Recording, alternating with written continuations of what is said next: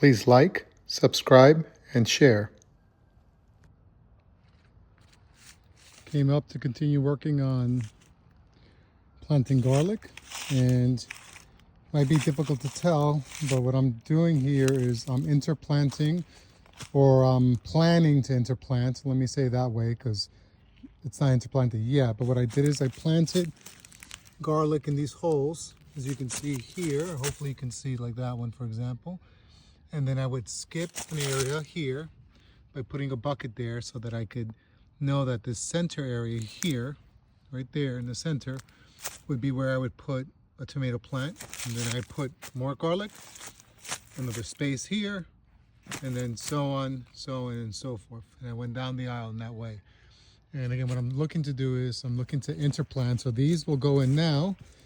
They'll grow over the winter, the garlic, and I'm going to do the same on this bed. I started doing it here, but I ran short where that red bucket is. So I'm going to have to buy some more. But what I'll do is these will be placed in the ground. These will come up in the winter. And then by the time spring comes, I'll definitely be able to see where they're at.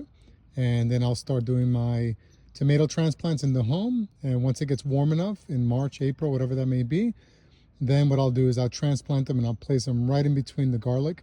So this will be an interplant. It won't be a companion plant, because companion planting is more when you use something like a marigold, which is a flower, but doesn't necessarily produce anything for you to consume.